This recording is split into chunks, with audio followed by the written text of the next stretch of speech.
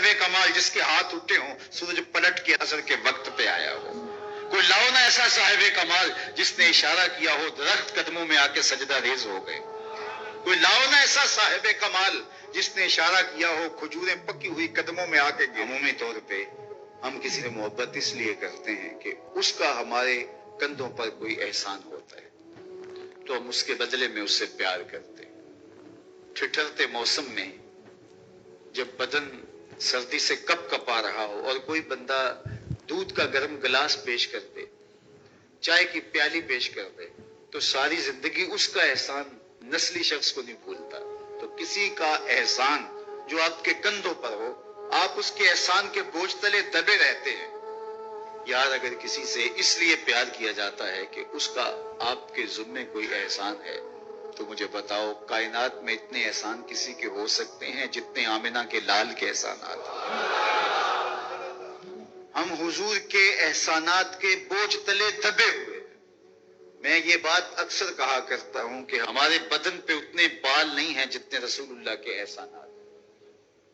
ہم اپنے وجود میں بھی ان کے مرہون منت ہیں. اگر وہ جلوہ گر نہ ہوتے اس کائنات کو خلعت وجود ہی نہ ملتا. یہ دنیا بنائی ہی گئی حضور کے لیے. انسانیت مقروض ہے جناب رسالت مآب صلی اللہ علیہ وسلم.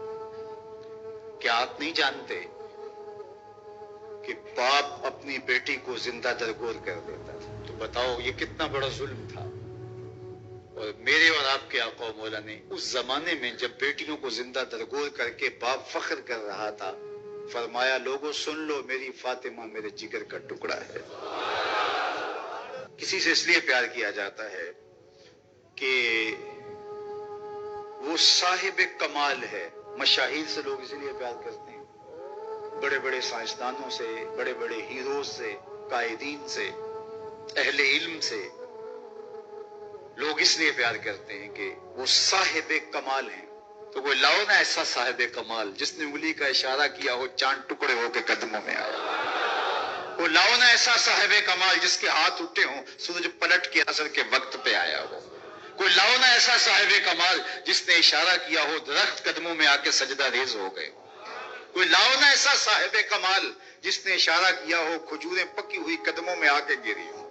وہ سڑیاں کھجوراں اگا جاندا ہے, وہ پتھراں نو کلمے پڑھا جاندا ہے. قطرے کو سمندر ذرے کو ستارہ کرتے ہیں, کونین کو خم آ جاتا ہے جب زلف سنوارا کرتے ہیں. تو لاؤ تو صحیح زمانے میں ایسا. اچھا کسی سے پیار اس لیے بھی کیا جاتا ہے کہ مستقبل میں اس کی کوئی ضرورت پیش آنی ہوتی ہے تو بندہ تعلق رکھتا ہے. تو اگر یہ غرض ہے محبت کی تو بتاؤ نزع سے اوکھا ویلا ہو سکتا ہے؟ بتاؤ حشر سے کوئی اوکھا ویلا ہو سکتا ہے؟ اس اوکھے ویلے نہ باپ کام آئے گا, نہ ماں کام آئے گی, نہ بہن کام آئے گی, نہ بھائی کام آئے گا, نہ بیوی, نہ دوست, نہ اولاد, نہ مال, کچھ بھی کام نہیں آئے گا. اگر وہاں کام آئے گا تو آمنہ کا لال ہی کام آئے گا. تو پھر آؤ نہ ان سے محبت کا رشتہ جوڑتے ہیں. کسی سے اس لیے پیار کیا جاتا ہے کہ وہ سونا بہت ہے. اچھا یہی معیار ہے اگر کسی سے محبت کا, اور یہی سب سے بڑا داعیہ ہے محبت کا, تو آؤ پھر اس سے پیار کریں. مکھ چند بدر شاہ شانی ہے, متھے چمک دی لاٹ نورانی, کالی زلف تے اکھ مستانی ہے, مخمور اکھی ہن مد بھریاں. سبحان اللہ ما اجمل کا ما احسن کا ما اکمل کا, کتے مہر علی کتے تیری. اللہ اکبر. اور پھر ان سے پیار کیجیے. اور محبت کا ایک تقاضا یہ بھی بیان کیا گیا, حب کا شیء اکثر ذکر ہو. بندہ جس سے محبت کرتا ہے کثرت سے اس کا ذکر کرتا ہے. کوئی بہانہ تلاش کر لیتا ہے, کوئی راہ تلاش کر لیتا ہے, کوئی سلیقہ کوئی طریقہ ڈھونڈ لیتا ہے ذکر کا. جو کسے دا عاشق ہوئے گل اسے دی کردا. میاں صاحب کا لہجہ دیکھیے, جو کسے دا عاشق ہوئے گل اسے دی, 100 مکر بہانے کر کے مرنے ہوتے مرتا.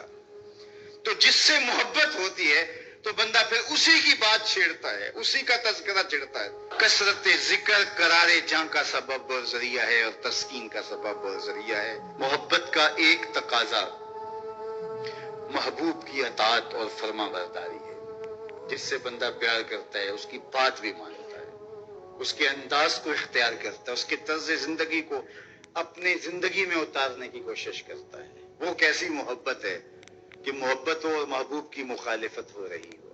میں اور آپ غور کریں ہمارا کیا کیا حضور کو پسند ہے، سر کی چوٹی سے لے کے پاؤں تک اپنے آپ پر غور کریں، اپنی شادی بیاہ سے لے کے عقیقے ولیمے تک اپنے انداز زندگی پہ غور کریں، اپنے بچپن سے لے کے بڑھاپے تک اپنی زندگی پہ غور کریں، اپنے کاروبار سے لے کر کے طرز معاشرت پر غور کریں، حضور کے نام کے نعرے لگاؤ، حضور پہ درود پڑھو، حضور کے حسن کا ذکر کرو، حضور کی نعتیں پڑھو، محافل سجاؤ، حضور کے لیے قربانیاں پیش کرو، لیکن کیا ہم اپنے جذبات کی قربانی نہیں دے سکتے، اپنی زندگی کو ان کی محبت کے سانچے میں نہیں ڈال سکتے؟ اگر ہم نہیں ڈال سکتے ہیں تو پھر ہماری محبت ابھی خام ہے، ابھی کچی ہے۔ یہ ربیع الاول کا موسم یہ ہمیں موقع فراہم کرتا ہے۔ کثرت ذکر محبت کی نشت کا سبب ہے، حضور کے جمال کا تذکرہ حضور کی محبت کی نشت اور نہضت کا ذریعہ ہے، حضور کے فضائل و مناقب کی باتیں سننا حضور سے پیار کو بڑھانے کا ذریعہ ہے۔ دوستو، جب سے یہ لاؤ نا ایسے دنیا وجود میں آئی ہے، 4 صاحب کمال جس واقعات ایسے